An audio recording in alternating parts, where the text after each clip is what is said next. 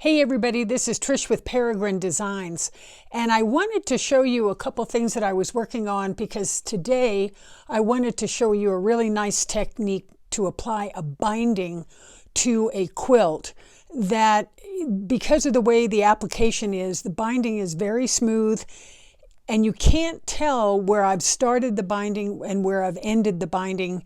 It's very smooth, there's no extra bulk, and it works really, really well, and it's just a really nice way. This is one of the little pieces that I'm working on. This is called a Mount Redoubt, and I'll show you what the pattern looks like, but I thought this was really cute. My daughter-in-law just loves Halloween, and so this is just too cute for school. It's a witch on a pumpkin eating a caramel apple with her pet owl. And then this one here is another Mount Redoubt, and this is a very beautiful Victorian Santa that I thought was going to make a beautiful wall hanging. And I wanted to show you how I'm going to do that. On both of these, I'm going to go ahead in the next couple minutes. I'm going to go ahead and take off the excess here. And then but I just wanted to show you this pattern because I just thought those were just too cute. And let me show you here what that looks like. This is the Mount Redoubt Designs. This is the Santa, and so that's what that one looks like. This is the Mount Redoubt, and this is the witch.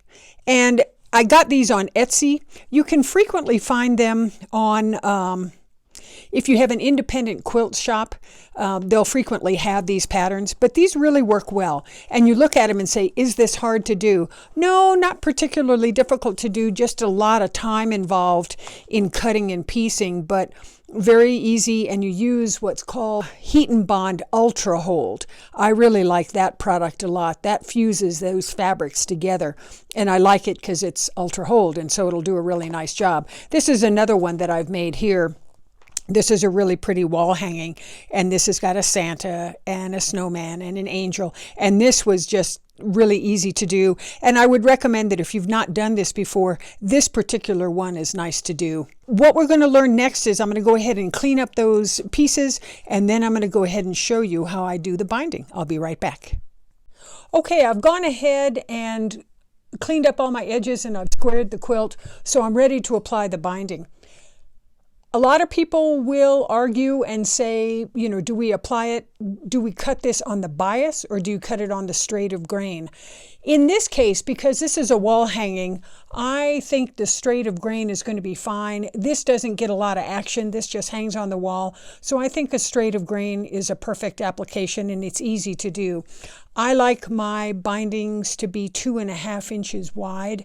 That means that when I put it on at a 1/4 inch seam allowance and I turn it over, I will be able to cover my sew line. So I like that. So I'm going to go ahead and do mine on the straight of grain. Why would you do it on the bias? If you're going around a curve, let's say you're going to make a pillow and you're going around a curve, you have to have it on the bias. A straight of grain will not work for you. It won't go around the curve. This quilt obviously doesn't have any curve, but another issue is this is an example of a bias done on, or a binding done on the bias. And I really liked it because not only these are actually, it's just a striped fabric, because you do it on the bias, you get a candy cane effect. So how cool is that? So that was a no-brainer. That's what I wanted. But a lot of people will say there's some pros and cons. Obviously, the bias is needed if you're going to go around something like a curve. Another friend of mine talked to me about this, and I thought that that was a pretty reasonable discussion point. If you do it on the bias, if you make your binding on the bias, and you have a quilt that's going to get a lot of love, it's a quilt for a baby, it's a quilt that goes on the couch, and that quilt's going to get a lot of attention, a lot of baby throw up, a lot of dogs sitting on it, and you're going to wash it a lot, your leading edge of your binding tends to take the licking. It tends to really get hurt. So if you put it on the bias, when, let's say you have a problem here and you have a fail, your fabric is starting to get kind of sketchy here, chances are it's going to get sketchy and it's going to be limited to how the bias goes. It's going to be limited to like this area right here. Whereas on the straight of grain, if you have a problem then you may have, let's say you have a fail in the fabric or you get a snag in the fabric. It could travel down the binding because it's cut on the straight of grain and it doesn't have a way to stop.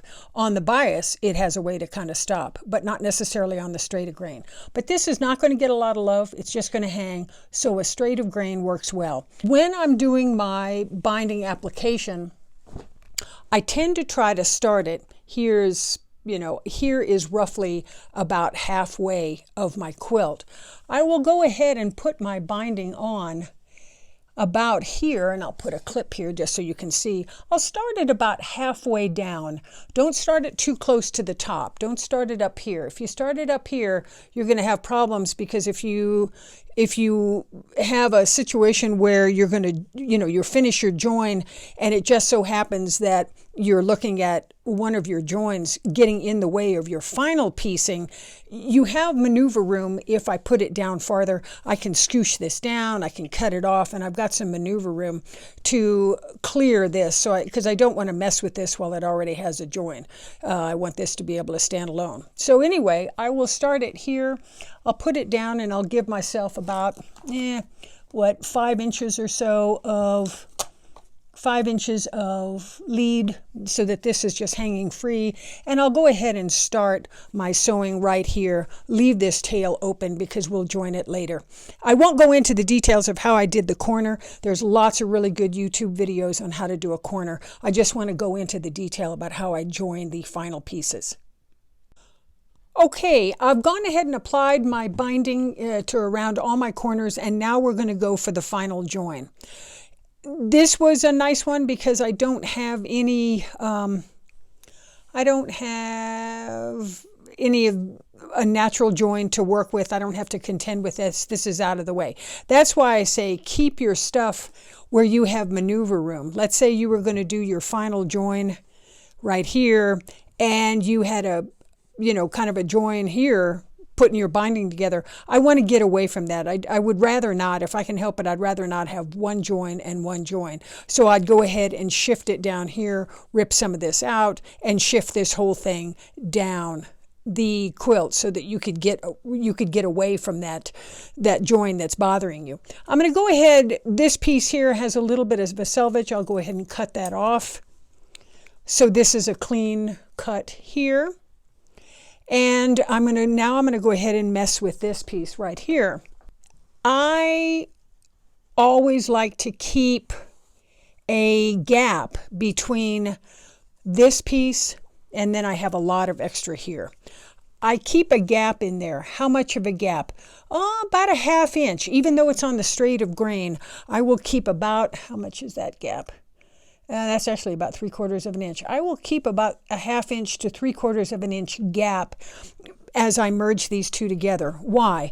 Because even though it's on the straight of grain, it still has a little bit of stretch to it. And the quilt has a little bit of stretch to it. Not much, but a little bit. And what I find is if you keep a little gap in there of about a ½ inch to 3/4, you will be able, this will fit nice and tight, and you will have a nice join. You won't have a bubble.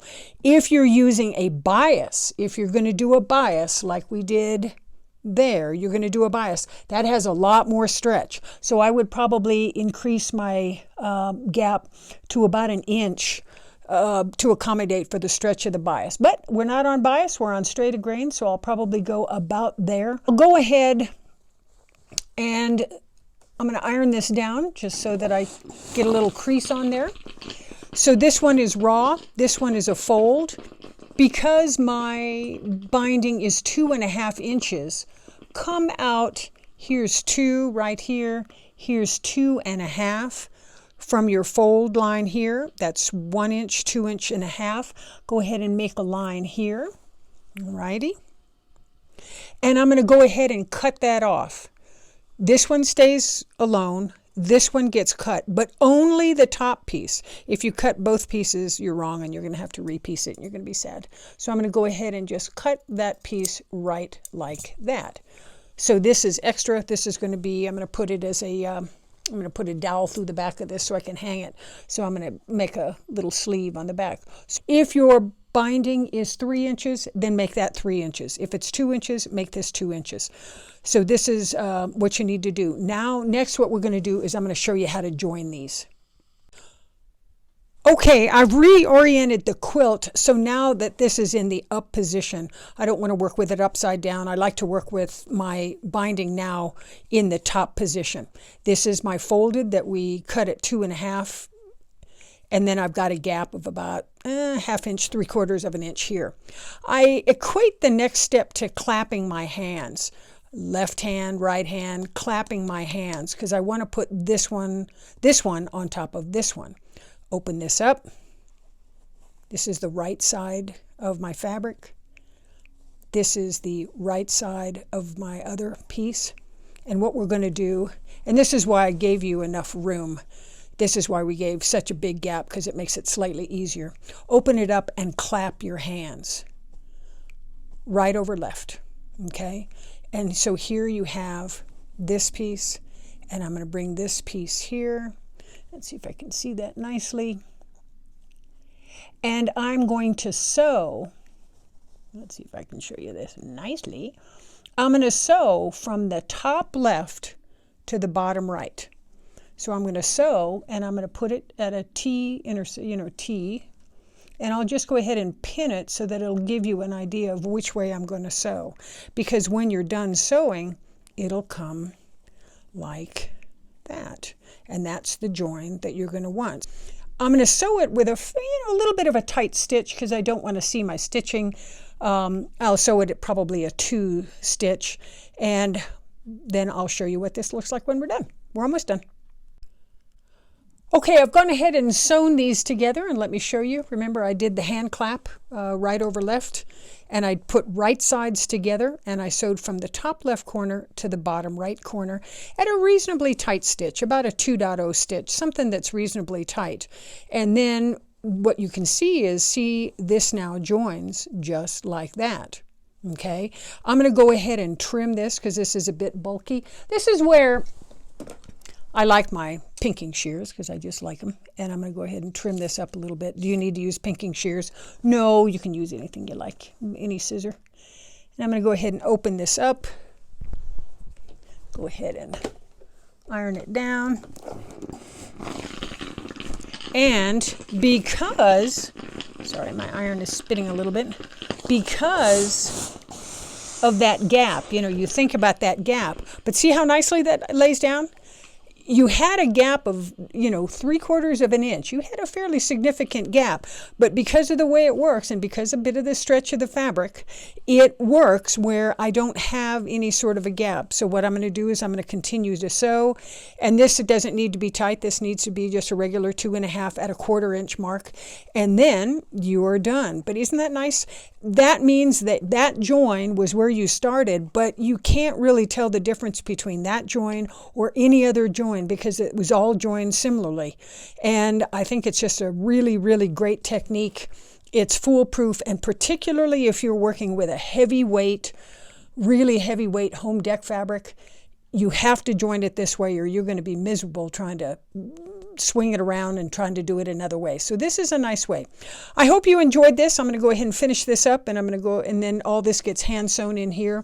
My corners, I won't show you how to do that because there's lots and lots of really good tutorials out there that'll show you how to do a corner. So I hope you enjoyed the video. Give me your comments, but thank you so much, and you guys have a great afternoon and keep on sewing. Talk to you soon. Thanks. Bye.